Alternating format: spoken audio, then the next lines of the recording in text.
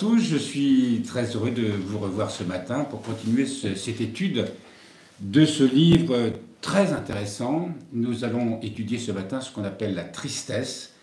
La tristesse selon le monde, pour employer une expression de saint Paul. Alors, j'espère que on va essayer avec la grâce de l'Esprit Saint, percevoir ce mal qui est en chacun de nous. Évagre le Pontique dit « La tristesse, un ver qui ronge le cœur. » Un ver qui ronge le cœur. Vous imaginez un ver qui ronge. Alors, reprenons ce passage de la Genèse. Je vais relire une partie du chapitre 3, que vous connaissez déjà, mais c'est toujours intéressant. Or, le serpent était la plus astucieuse de toutes les bêtes des champs que le Seigneur Dieu avait faites. D'abord, il y a une petite note là intéressante à propos du serpent. Vous savez que c'est un animal qui représente le mal, mais qui représente la sagesse, qui représente le pouvoir. Dans l'Ancien Orient, le serpent jouait un grand rôle comme puissance de fertilité et comme force politique, comme en Égypte. Dans la célèbre épopée babylonienne de Gilgamesh, il dérobait aux héros la plante d'immortalité. Séduits par son astuce, l'homme et la femme acquerront un savoir qui leur révélera en fait leur nudité, c'est-à-dire leur faiblesse. Grammaticalement, la phrase du serpent reste en suspens, volontairement ambiguë. Elle peut en effet également signifier « vous ne mangerez d'aucun arbre du jardin », ce que va aussitôt rectifier la femme. C'est cette tentation aussi que, en nous, lorsqu'on acquiert un certain savoir, on acquiert un certain pouvoir. Il est évident que celui qui sait lire, qui possède des lettres, des sciences, par rapport à quelqu'un qui ne sait ni lire ni écrire, il va avoir forcément un certain pouvoir, et ce pouvoir, il va l'exercer au détriment du premier. Pas toujours, mais c'est comme ça que ça se passe. Les parents, et surtout à une certaine, peut-être la génération qui était la mienne, on disait il faut que tu fasses des études pour avoir une vie meilleure, ce qui est tout à fait honorable. Sous-entendu, de te sortir d'une condition modeste pour avoir une condition de riche en quelque sorte, et avoir une certaine aisance et pouvoir acquérir la maîtrise d'un certain nombre d'outils, du langage, du savoir, métier, etc. Mais derrière tout ça, il y a l'idée, et comme nous l'avons vu précédemment, de vivre de ce pouvoir. On n'a pas besoin de Dieu. C'est la grande désolation qui arrivera à Adam et Ève, justement d'avoir voulu acquérir ces connaissances, de vouloir acquérir un pouvoir que le serpent prétend leur révéler. Alors, nous avons l'habitude de vivre avec cet esprit qui est celui du monde. Et on voit que tout vient justement de ce changement d'attitude qui va précipiter Adam et Ève dans ce que nous connaissons. Et cela va engendrer en eux, justement, cette fameuse tristesse. Il y a, durant ce récit, lorsque Adam et Ève ont chuté, le passage où Dieu vient leur rendre visite. Or, ils entendirent la voix du Seigneur Dieu qui se promenait dans le jardin au souffle du jour. L'homme et la femme se cachèrent devant le Seigneur Dieu au milieu des arbres du jardin. Le Seigneur Dieu appela l'homme et lui dit « Où es-tu » Il répondit « J'ai entendu ta voix dans le jardin. J'ai pris peur, car j'étais nu et je me suis caché. » « Qui t'a révélé, dit-il, que tu étais nu ? Est-ce que tu as mangé de l'arbre dont je t'avais prescrit de ne pas manger ?» L'homme répondit La femme que tu as mise auprès de moi, c'est elle qui m'a donné du fruit de l'arbre et j'en ai mangé. Le Seigneur Dieu dit à la femme, qu'as-tu fait là? La femme répondit, le serpent m'a trompé et j'ai mangé. Alors, vous avez vu, l'un rejette la responsabilité sur un autre, et c'est la conséquence souvent de notre comportement. Vous avez remarqué quand même, dans notre vie. Quand quelque chose ne va pas, c'est la faute à quelqu'un, ou la faute à quelque chose. C'est pas ma faute. Ou du moins, c'est pas beaucoup ma faute. Vous voyez comment on peut arranger les choses. Alors là, il y a une petite, un mot qui nous intéresse, c'est Dieu se promène, là lui traduit au vent du jour, à la brise du soir, d'autres traduisent, et là au souffle du jour. Le souffle, c'est traduit par ce mot qu'on appelle en hébreu roua, qui veut dire c'est l'esprit de vie. Et Dieu vient, Dieu sait très bien qu'Adam et Ève ont chuté. Et il vient, non pas pour les condamner, mais il a cette condescendance, c'est parce que Dieu aime ses créatures, il leur donne la chance de pouvoir se repentir, de revenir à lui. Et il vient dans le souffle de l'Esprit Saint. Et malheureusement, Adam et Ève se cachent, ne s'ouvrent pas à cet Esprit Saint. On va voir là ce que nous dit l'auteur. En venant vers Adam et Ève, Dieu voulait les amener à prendre conscience du mal qu'ils avaient fait, commente saint Jean Chrysostome. Alors, ils se cachèrent de la face de Dieu, incapables de se retrouver devant lui. À ce moment-là, un juge incorruptible, continue le Saint-Évêque, je veux dire la conscience, s'éleva contre eux. Conscience qu'on ne peut jamais ni séduire ni tromper, précise-t-il, tel un médecin que rien ne déconcerte et qui ne s'éloigne jamais du malade qu'il veut guérir. Conscience qui éveille leur mémoire, ne les laissant pas oublier ce qu'ils viennent de faire, conscience grâce à laquelle ils vont trouver le chemin du repentir. Et le Seigneur Dieu appela Adam et lui dit « Adam, où es-tu » Et d'ailleurs, il dit un peu plus loin, c'est comme s'il disait « Adam, hélas, qu'es-tu devenu » Il lui dit « Qu'est-ce que tu es devenu, mon fils ?» Et l'autre, il se cache.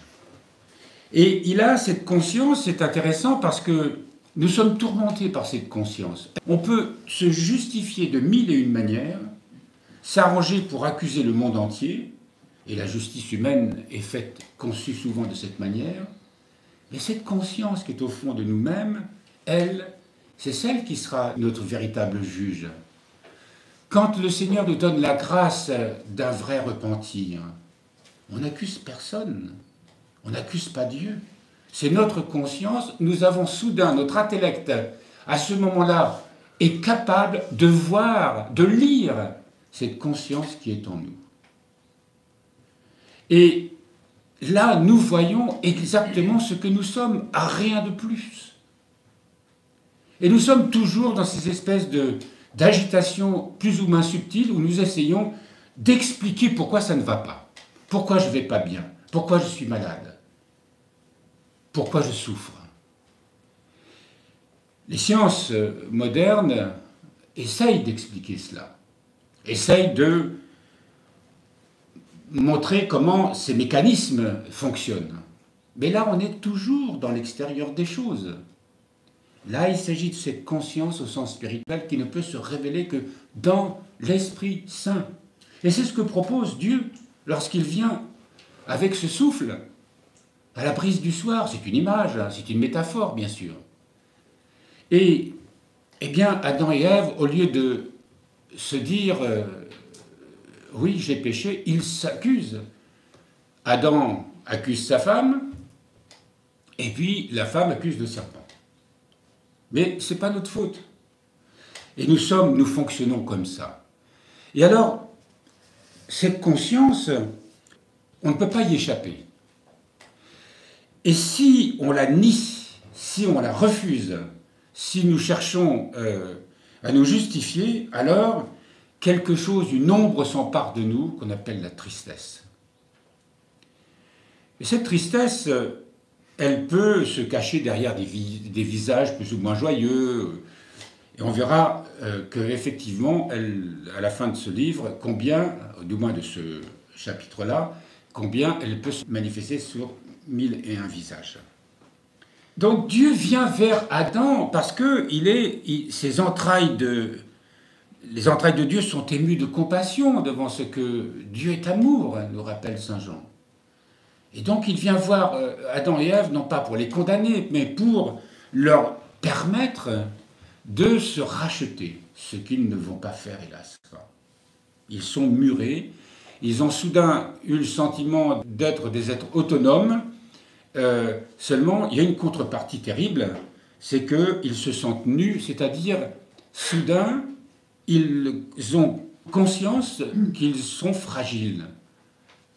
Mais c'est une fragilité étrange, puisque Dieu vient vers eux avec amour et compassion, et ils refusent cet amour et compassion, et ils préfèrent conserver cette nudité qui est le symbole de cette fragilité, qui va engendrer en eux une crainte qui n'était plus celle de la crainte de Dieu. La crainte de Dieu, c'est le sentiment d'obéir à l'amour, de ne pas blesser l'amour. Vous savez, on a tous cette crainte parfois tout à fait noble de ne pas blesser quelqu'un, de faire attention, et il y a une certaine tension en nous qui nous tient en éveil, voilà, ou dire quelque chose de désagréable, mais qu'on va dire avec compassion, avec amour, de façon à ce que ça passe le mieux possible, si on peut dire.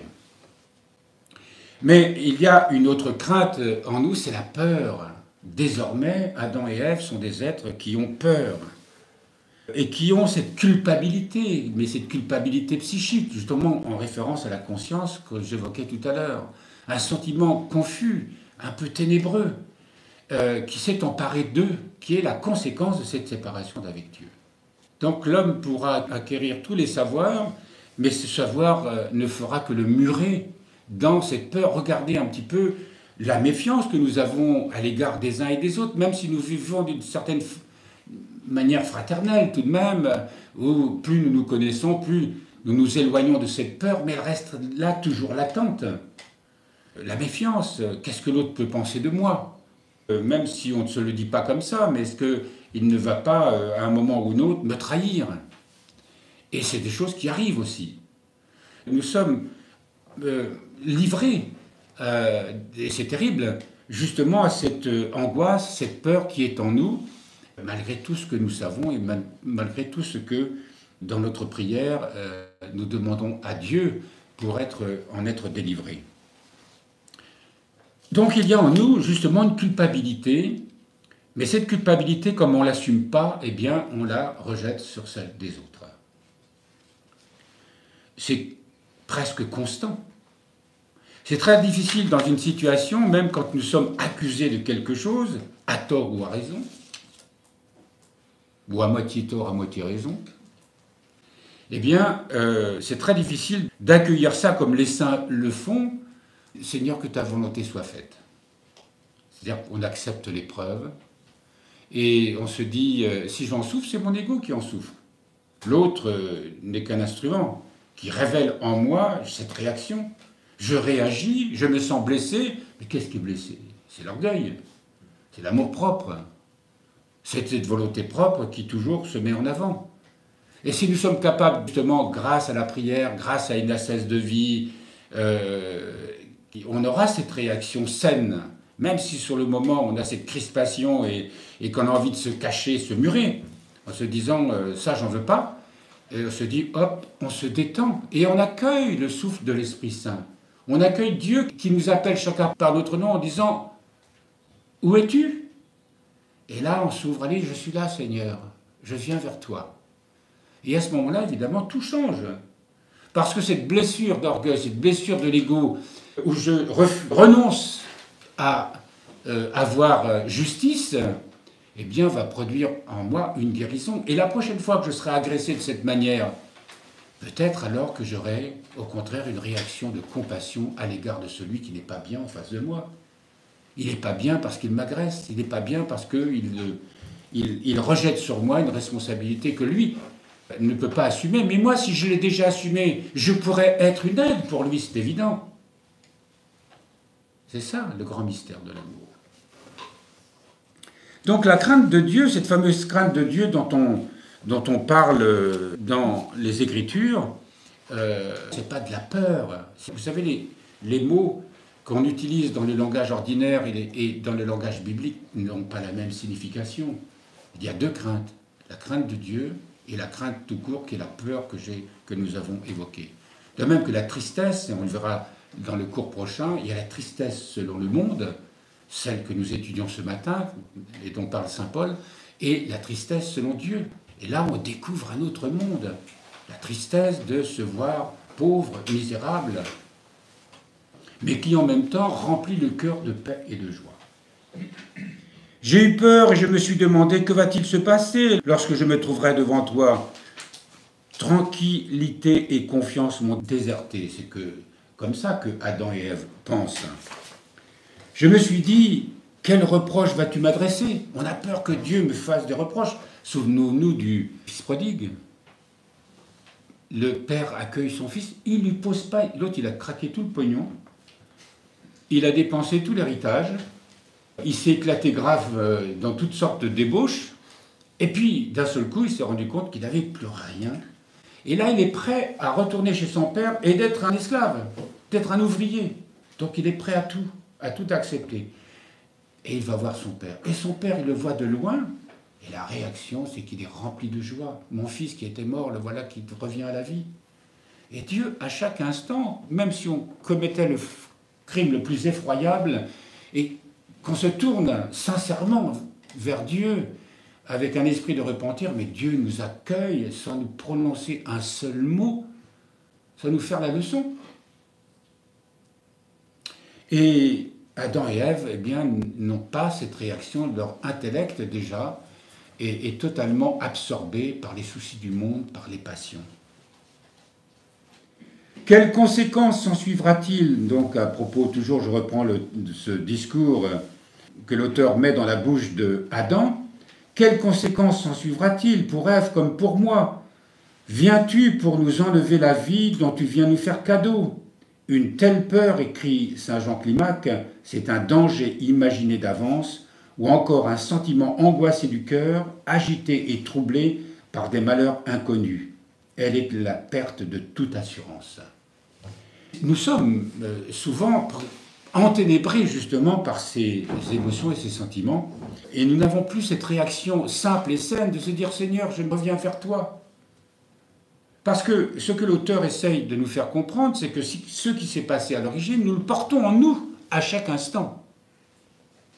Et que lorsque nous sommes dans l'angoisse, la peur, la réaction, sans nous en rendre compte, nous sommes enténébrés par cette culpabilité psychique, eh bien nous n'avons plus cette réaction simple et saine de se tourner vers le Seigneur. Et encore une fois, si je mène une vie de prière, si j'ai une vie sobre, si en fait je mets en pratique tous les conseils de nos pères, alors c'est beaucoup plus facile, comprenant comment ça fonctionne, pour employer une expression simple, eh bien à ce moment-là, nous sommes comme le fils prodigue qui revient vers son père, et nous ne faisons pas ce que Adam et Ève ont fait et qui a précipité l'humanité dans ce qu'elle est encore aujourd'hui. Je me suis caché, comme continue Adam, espérant échapper à cette confrontation que je redoutais, et maintenant je suis obligé de revenir sur ce qui s'est passé et reconnaître ma faute. Reconnaître sa faute. C'est là le difficile. Comme je l'expliquais tout à l'heure, ce n'est pas une faute au sens où j'ai commis effectivement moralement une faute, qui est une blessure pour moi et qui peut être une blessure pour les autres. Ça peut être aussi de découvrir que j'ai une attitude qui est irrationnelle, comme celle que je décrivais tout à l'heure, où je me sens agressé, je ne le suis pas forcément, mais je me sens agressé, et en fait, c'est une réaction d'orgueil.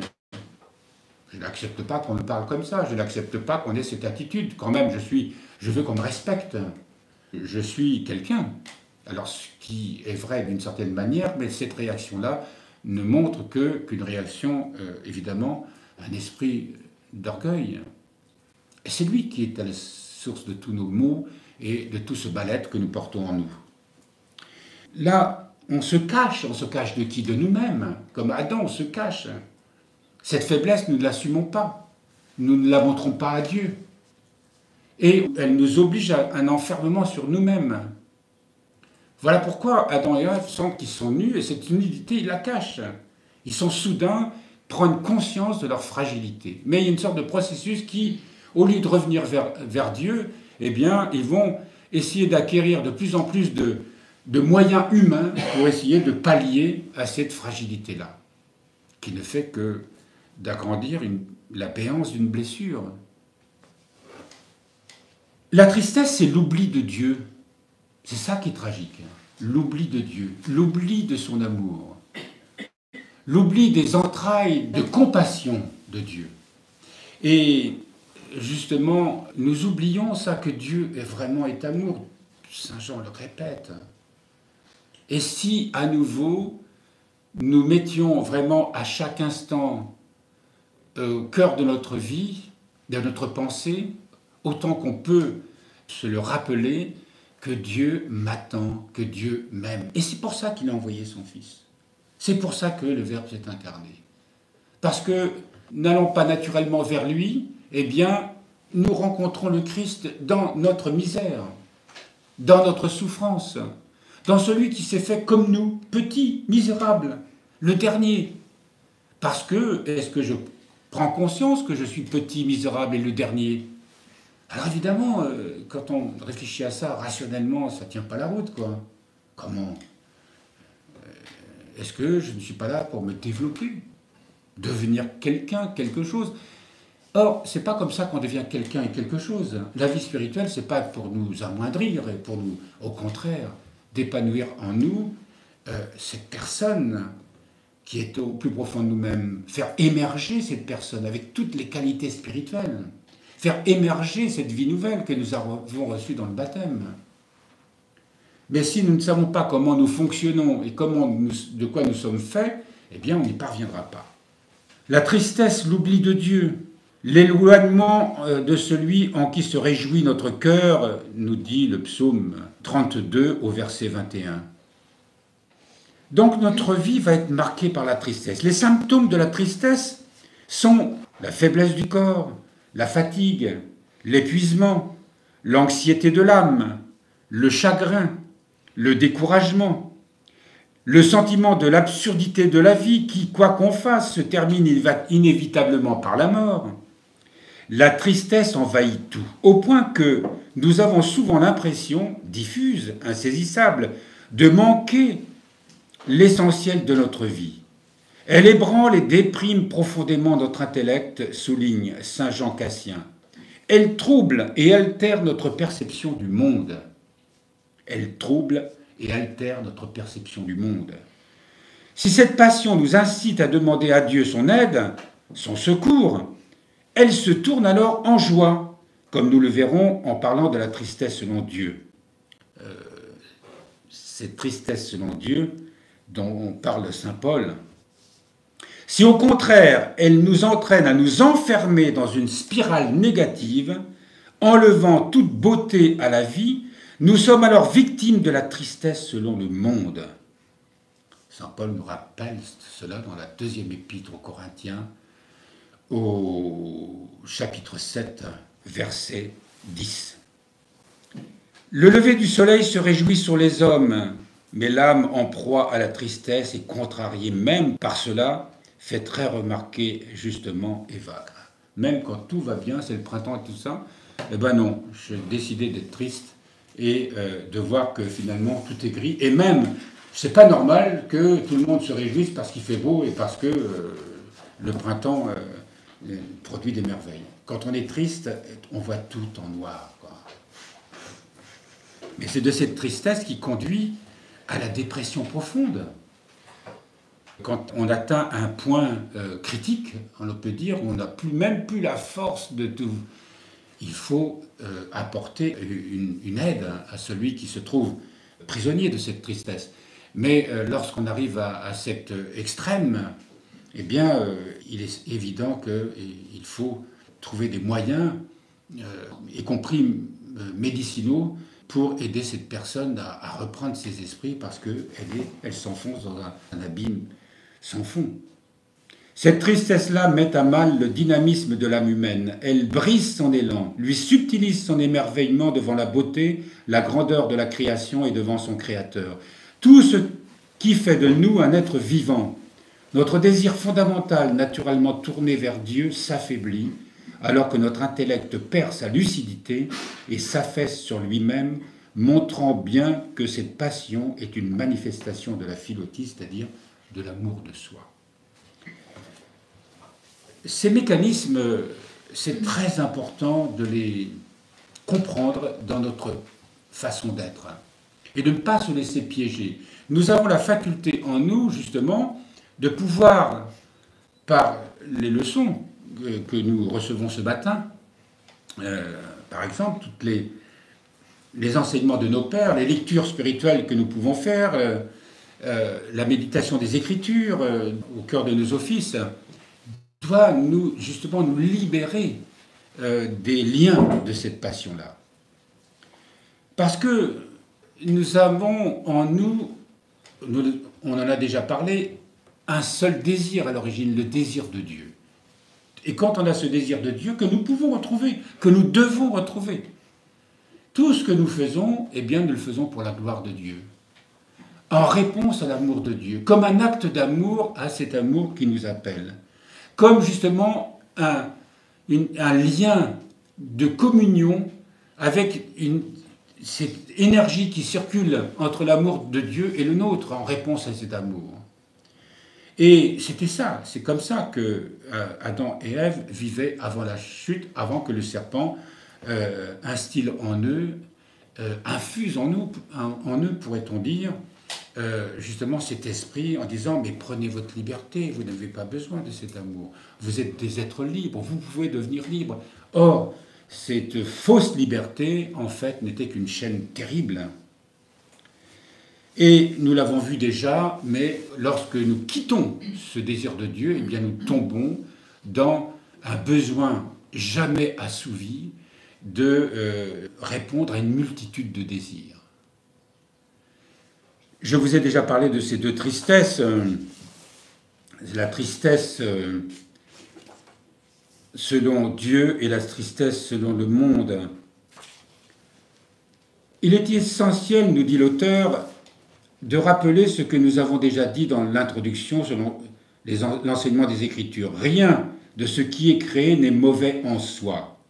Selon le constat fait par Dieu lui-même lorsqu'il acheva sa création, et Dieu vit toutes les choses qu'il avait faites, et voilà, elles étaient très bonnes.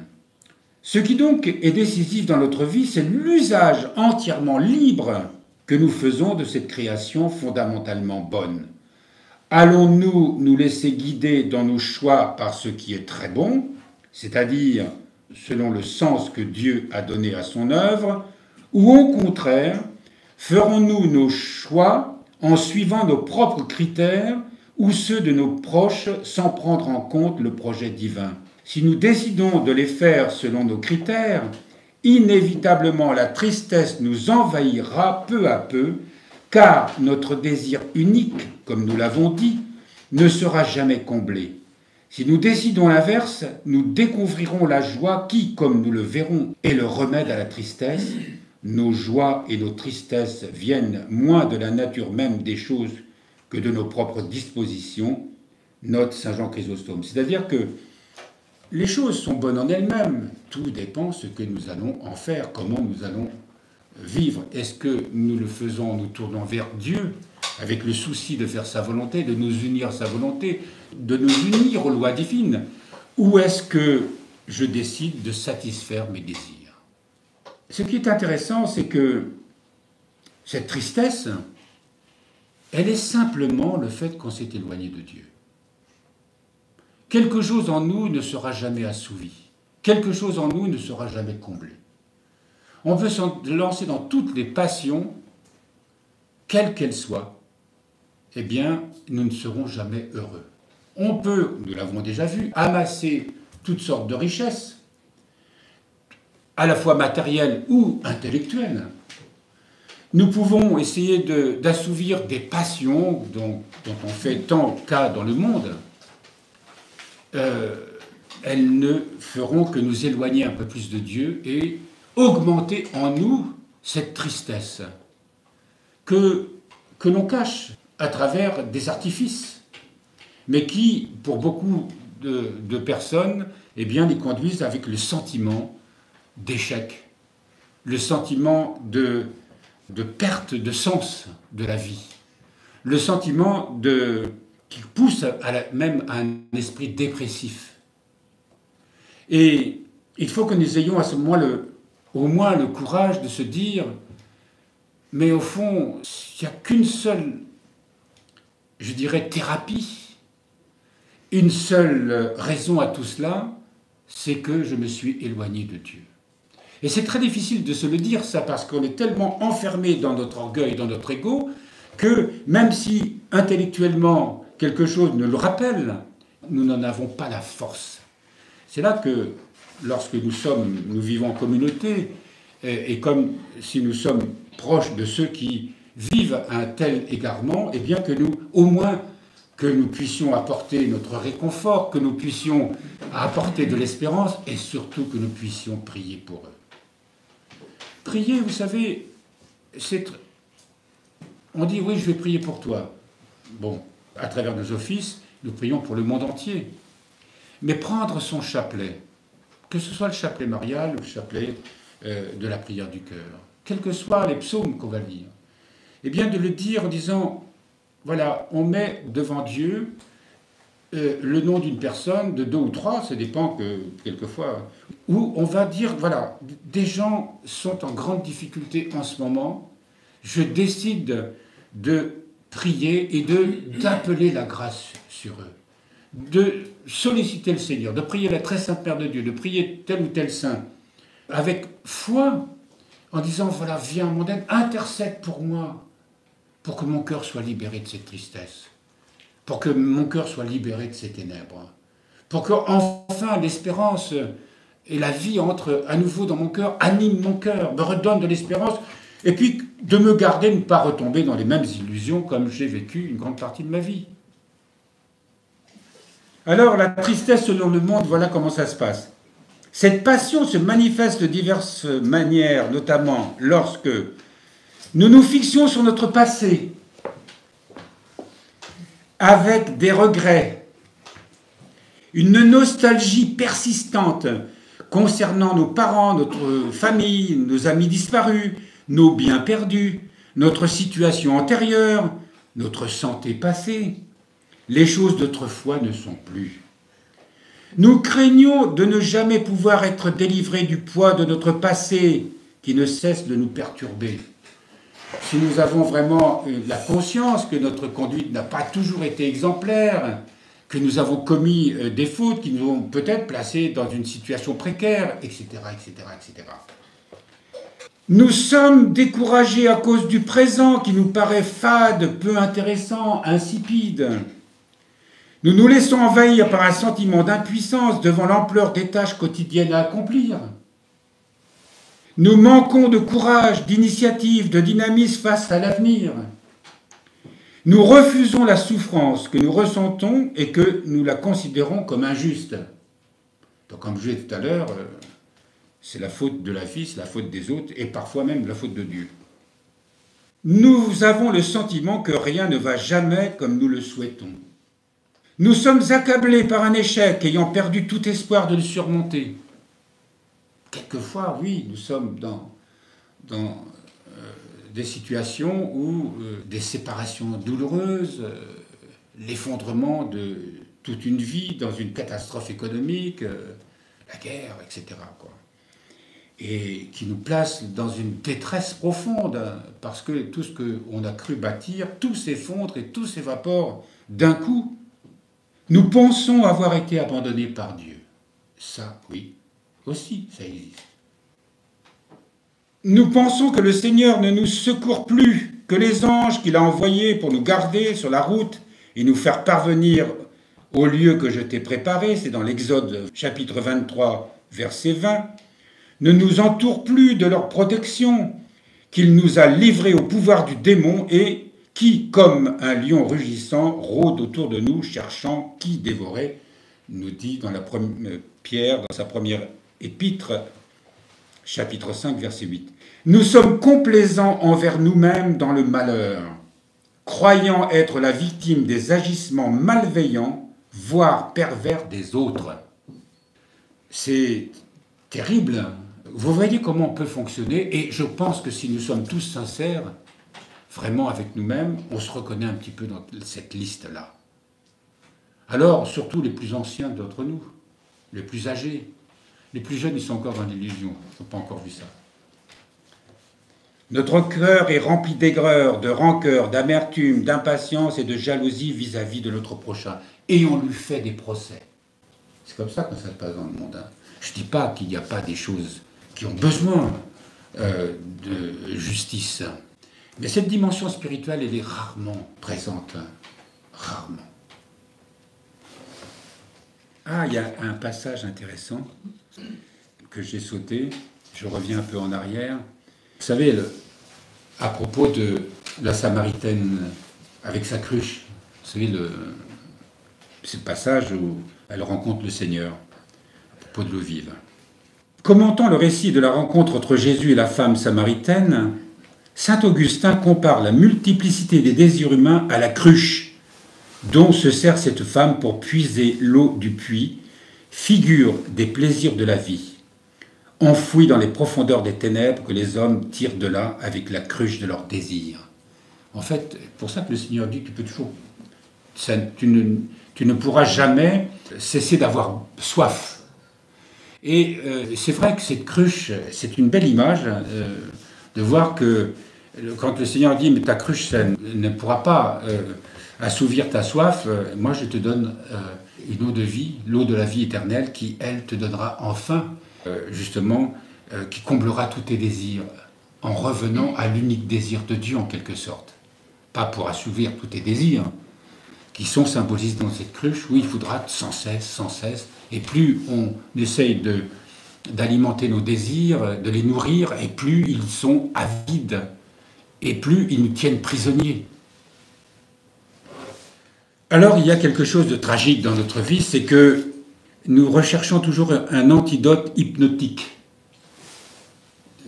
à ce besoin justement de fuir cette tristesse et de se donner l'illusion de vivre. Un antidote hypnotique. Mais il y a quelque chose de tragique, c'est que dans un état dépressif, ça peut nous conduire au suicide. Vous imaginez quelqu'un qui en arrive à ne tellement plus supporter ce qu'il est devenu et qu'il est persuadé que plus rien n'a de sens pour lui, dans un intellect tellement enténébré qu'il ne peut plus raisonner, et que la souffrance devient tellement insupportable qu'il en vient à désirer supprimer sa vie. Et il y a des suicides nombreux. Et je dirais même d'une certaine façon, quand on n'a pas d'espérance spirituelle, quand on n'a pas de vision spirituelle, et que notre vision de la vie est celle que nous avons connue dans le monde, telle que le monde nous le propose, on comprend que des gens aient recours à ce qu'on appelle le suicide assisté, l'euthanasie assistée. Mais c'est aussi tragique que de n'avoir que comme vision cette perspective, alors que, évidemment, quand on est croyant, quand nous avons la foi, alors hier on avait une petite discussion entre les frères, il y a une différence entre étant croyant et avoir la foi. Souvent nous sommes croyants, mais quelle est notre foi vraiment?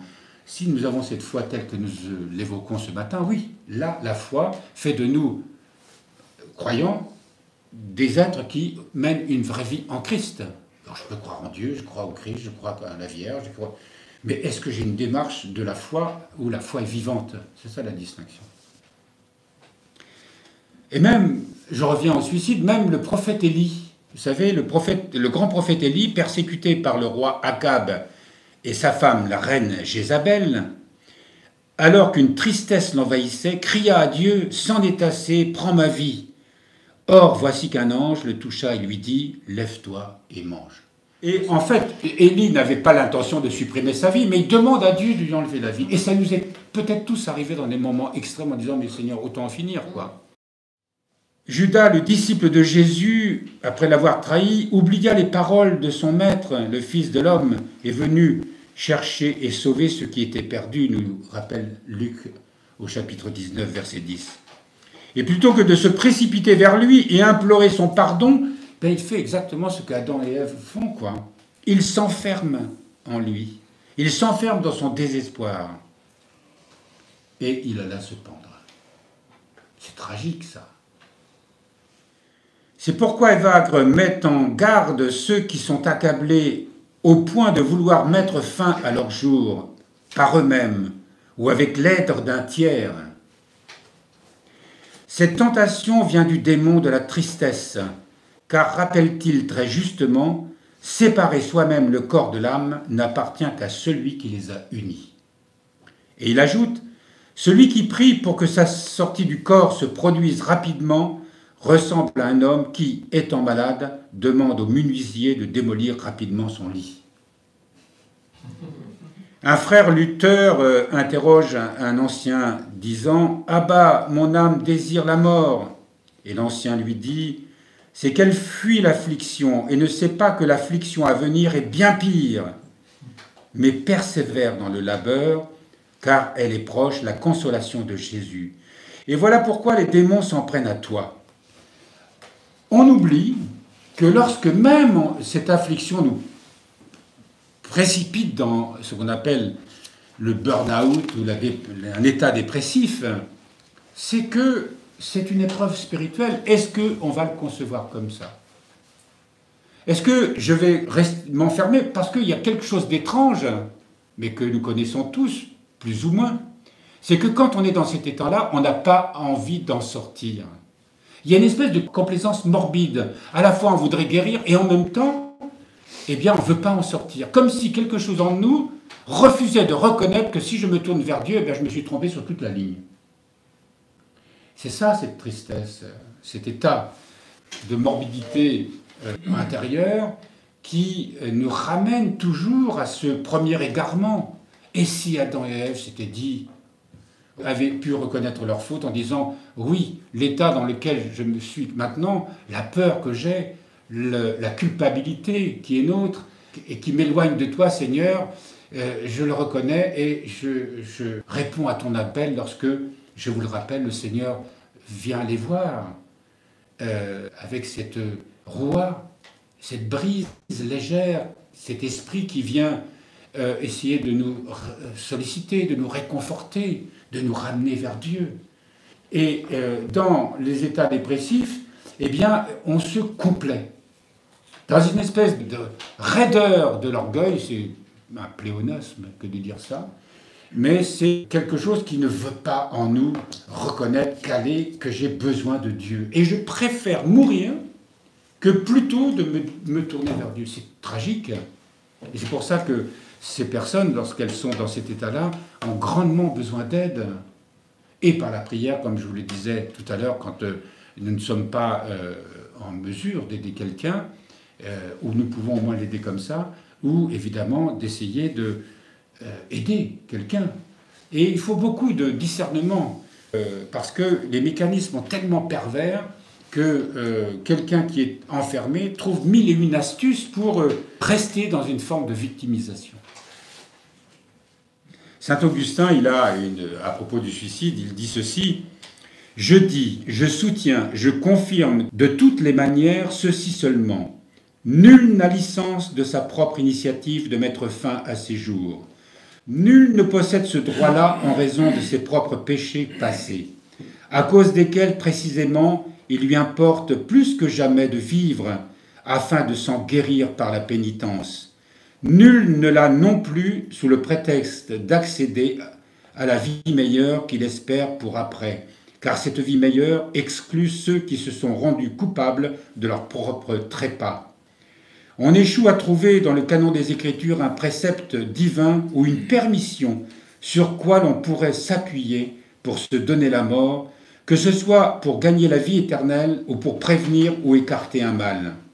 devons-nous le tenir pour interdit par ce précepte de la loi, tu ne tueras point, dans Exode 20.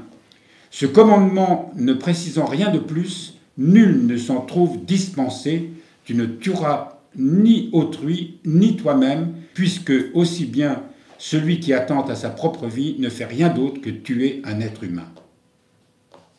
Je vais terminer par une petite histoire là que l'auteur nous cite quand nous sommes prisonniers d'une culpabilité terrible, parfois que d'autres ne font qu'accentuer, puisque nous sommes tous des malades qui vivent ensemble.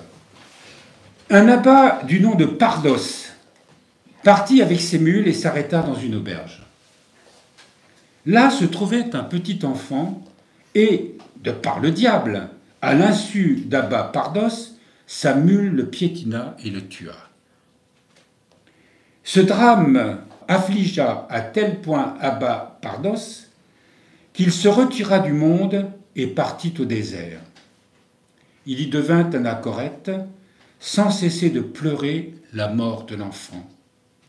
Et il répétait « J'ai causé la mort de ce petit, et c'est comme un meurtrier que je vais être condamné le jour du jugement. » À proximité se trouvait un lion. Chaque jour, Abba Pardos s'approchait de la tanière du lion en le provoquant et en l'irritant pour qu'il se levât et le dévorât. Mais le lion ne lui faisait aucun mal. Alors, quand il vit que cela ne servait à rien, il se dit « Couchons-nous sur le passage du lion, et quand il descendra boire l'eau du fleuve, il me dévorera. » Il s'allongea donc à terre. Peu de temps après, le lion arriva et, comme l'aurait fait un homme, il passa tranquillement par-dessus l'ancien, sans le toucher le moins du monde. Peut-être qu'en le voyant vieux comme ça, il dit... Alors l'ancien eut la certitude que Dieu lui avait pardonné sa faute. De retour dans sa cellule, il passa son temps à se rendre utile à tous et à les édifier jusqu'à ce qu'il s'endormit en Dieu. Quels que soient nos méfaits, quels que soient nos péchés, quel que soit, Dieu nous pardonne. Dieu nous demande qu'une seule chose, de revenir à lui. Sa miséricorde est immense, infinie. Et il faut que nous retenions ceci. La seule faute qui est nôtre, c'est que nous ne voulons pas revenir vers lui. Et on trouve toutes sortes de stratagèmes, toutes sortes d'attitudes intérieures, toutes sortes de raisons qu'on se donne pour ne pas revenir à lui. Alors que c'est simple. Et en plus, le Christ est venu s'approcher de nous en lui disant « Maintenant, je suis avec toi dans ta souffrance, dans ton délire, dans tes désillusions, dans tes souffrances. Je les ai fait miennes pour que tu puisses me rencontrer. » Et faire en sorte que revenir à Dieu le Père avec moi et faciliter ce retour. Et c'est ça la grandeur justement de la foi chrétienne. Cette différence que nous faisions tout à l'heure entre être croyant, oui je crois en Dieu, mais ça me sert à quoi? Ou la foi, cette foi vivante. Et il faut que nous ne soyons pas complaisants avec ces mécanismes intérieurs où il y a une espèce de complaisance parce qu'on ne veut pas guérir, on ne veut pas s'en sortir. C'est terrible, hein? Mais il faut l'admettre. Et quand on dit ça, il ne s'agit pas de se sentir un peu plus accusé. Notre orgueil est tellement tordu, notre vie intérieure est tellement ténébreuse que nous sommes capables d'être dans cette sorte d'érection où on s'est enchaîné de telle manière que on se persuade qu'on ne peut plus s'en sortir. Mais c'est tout simplement qu'on ne veut pas s'en sortir. Et c'est pour ça qu'il arrive parfois à un tel degré justement de perdition que sans l'aide des autres, sans l'aide de la prière, sans le réconfort, la présence, la charité. Vous savez, la charité, saint Paul nous rappelle hein, dans ses épîtres qu'il y a l'ascèse. Il y a une ascèse qui est absolument indispensable parce que si on ne prie pas, si on n'a pas une vie de sobriété, si on ne lutte pas contre, il n'y a pas ce combat intérieur contre nos passions, eh bien, c'est certain qu'on ne pourra pas s'affranchir de cette tristesse. Et puis, il parle aussi de l'aumône. L'aumône, c'est les biens matériels, bien sûr, mais c'est l'attention qu'on porte aux autres. La prière, comme j'évoquais tout à l'heure, c'est une charité que de prier sincèrement pour quelqu'un. Et si on peut faire plus qu'une fois, c'est encore beaucoup mieux. Donc, avoir porté de l'attention à ceux qui en ont besoin. Et c'est notre responsabilité. Nous aurons des comptes à rendre pour tout le bien qu'on n'aura pas fait. Pour la prière qu'on n'aura pas dite pour aider quelqu'un. Ou pour simplement consacrer un peu de son temps à l'écoute de quelqu'un. Pour l'aider à se reprendre. Mais il y a une part de responsabilité qui lui appartient, une part de liberté qui lui appartient, qui fait que, eh bien, évidemment, si quoi que nous fassions et quoi que nous lui apportions, il le refuse quelque part, ou ça vient nourrir, comme je vous disais tout à l'heure, sa victimisation, eh bien, c'est sa liberté. Donc voilà, chers frères et sœurs, ce que je pouvais vous dire ce matin à propos de la tristesse. Nous verrons la prochaine fois que cette tristesse, elle peut se transformer en une tristesse selon Dieu, qu'elle peut nous apporter de la joie, qu'elle nous apporte ce que nous évoquions tout à l'heure quand on parlait du vrai repentir, qu'on pouvait soudain avoir ce regard sur l'immensité de son péché et du péché de l'humanité, et en même temps, cette conscience qui nous éclaire et qui nous montre à quel point elle nous plonge dans la componction. Elle nous ouvre le cœur de telle manière qu'enfin la miséricorde de Dieu peut nous envahir. Et à ce moment-là, eh bien, elle nous donne, et on le verra aussi, ce qu'on appelle le don des larmes. Pas seulement de pleurer, parce que ça nous arrive tous de pleurer pour x, y raison, mais quelquefois de pleurer sur notre misère. Mais quand nous avons ce qu'on appelle les larmes du cœur, c'est encore autre chose. Voilà, merci beaucoup de m'avoir écouté.